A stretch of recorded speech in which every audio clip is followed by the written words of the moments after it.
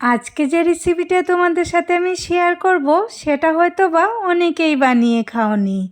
একবার ট্রাই করে দেখবে, মুখে লেগে থাকার মতো একটা রেসিপি। আর সবজিটা দেখে তো হয়তো বা সবাই চিনতে পেরে গেছো। এটা হলো কইটা।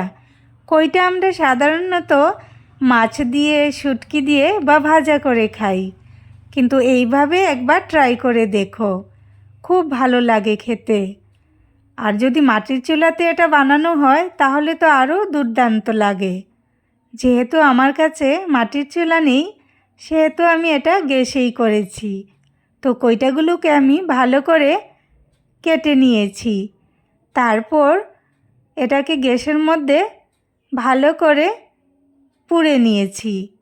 আর এদিকে আমি সর্ষের তেলের মধ্যে কাঁচামরিচ ভেজে নিয়েছিলাম। তো সব কিছু উপকরণ দিয়ে এই যে দেখো ভালো করে মেখে নিয়েছি। তোমরা কিন্তু এখানে শুকনা মরিচও ইউজ করতে পারো। দারুণ কিন্তু লাগে খেতে। অবশ্যই তোমরা ট্রাই করে দেখবে আর আমাকে জানাবে কেমন লেগেছে খেতে। তো ভিডিওটা ভালো লেগে থাকলে লাইক, কমেন্ট, শেয়ার করে দিবে। টাটা।